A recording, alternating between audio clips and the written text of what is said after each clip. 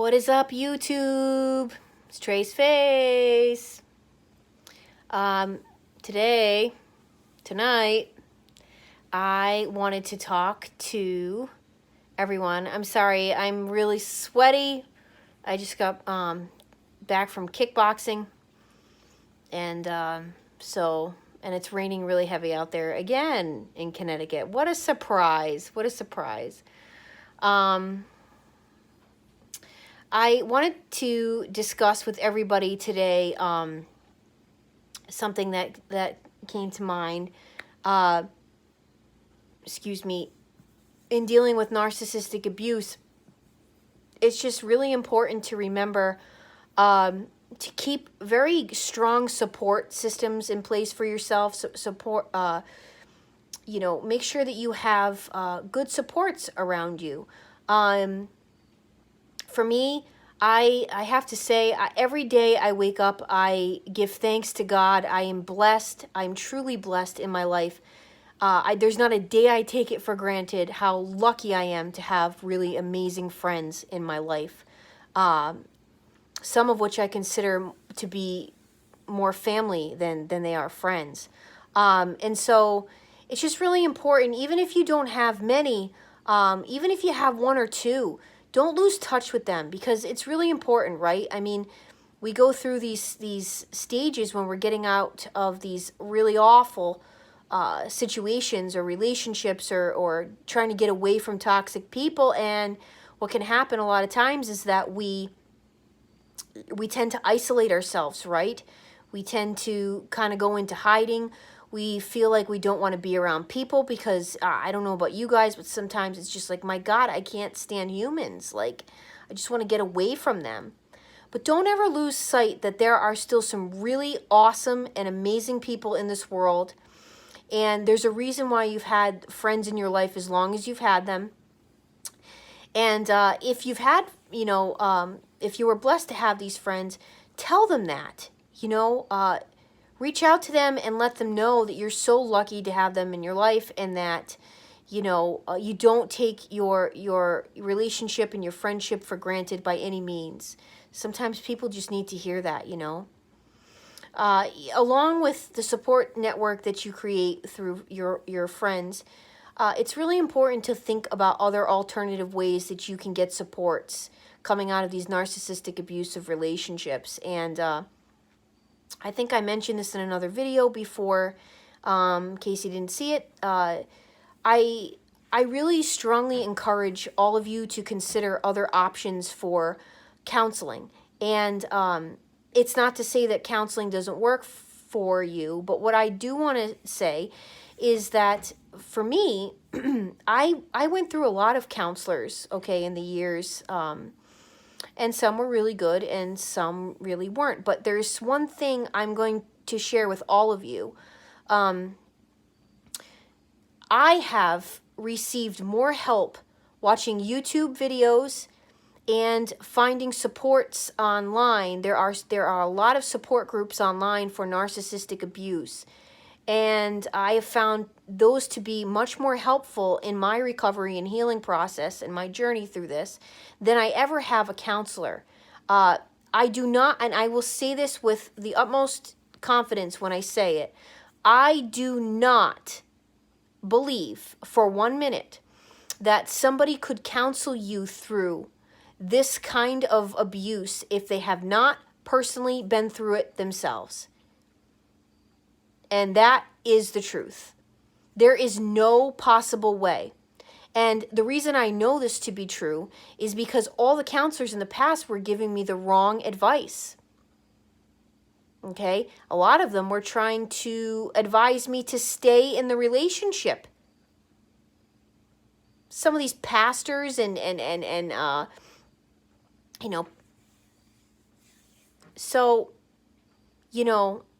no, unless they have done their own research on it or been through it themselves, or actually are up to date. Again, I'm just going to go back to saying, unless they've been through it themselves, and that is the truth. So remember that. I have been getting much better supports in my life through these channels.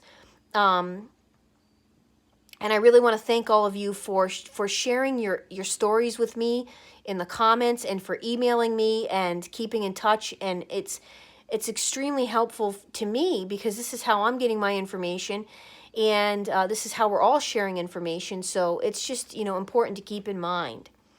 One more amazing thing I want to share with all of you guys that happened to me this week, and it's truly lifted my spirits. I was doing a lot of prayers, this week, in regards to a lot of things that had gone on.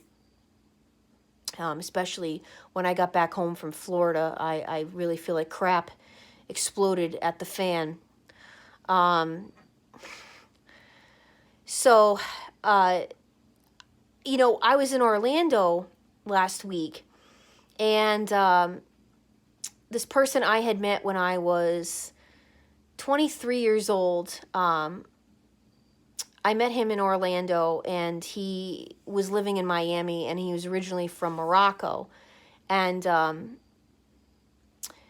he was by far, he is still currently to this day, probably the most positive person I've ever met in my life. He's a free spirit. He is a pure soul. And, when I met him, I don't think that I was ready for that kind of love that he had for me. I have no idea, to be honest with you, why I would have kind of sort of walked away from that, because we had such an amazing connection, and we got along on so many levels. We had so many things in common. But the most important thing I remember was just his soul. It always stuck with me, it always kind of haunted me. I was going through so much crap. The first narcissist in my life was around during this time. So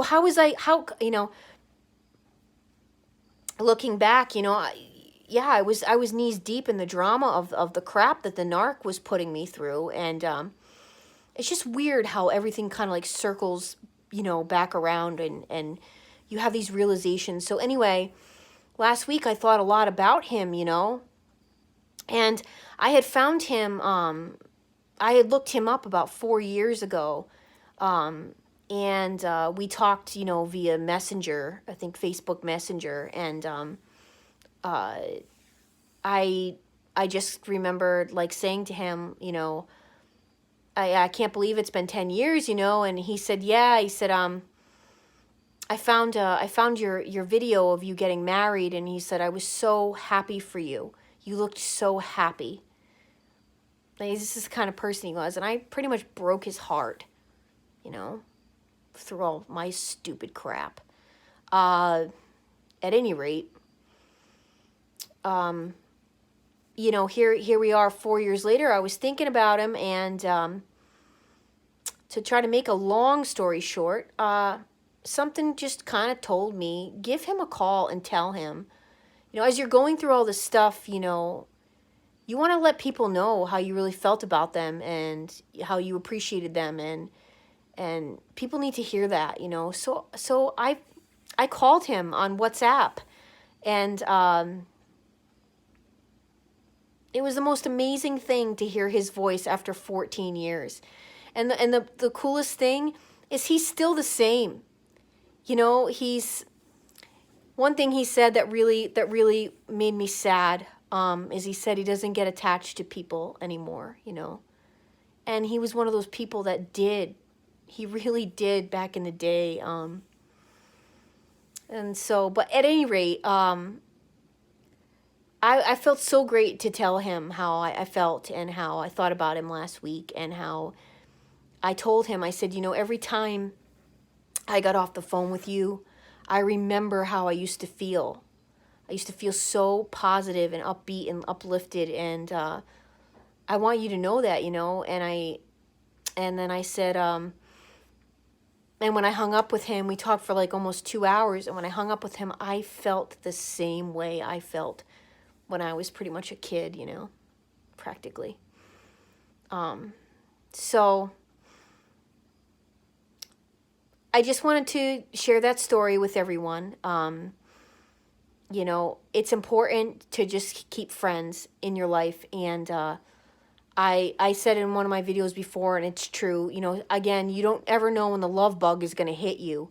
But when you're coming out of these kind of relationships, as I said, you got to really take your time with people. And I think it's probably best to just really keep friends, you know, in your life. And for a long time, you know, until like you feel like, you know, you're balancing out a lot more, and you feel like you have that space inside of you for a relationship, you know. So that's really what I wanted to share with everyone today. I hope everyone's having an amazing Thursday night. It feels good to come home to a nice clean house. Must have spent like, God, I probably spent like 4 hours last night cleaning this place. I have to clean often with 3 cats. So I hope everyone has a great night. I'm Trace Face. And it's time we all face the truth together.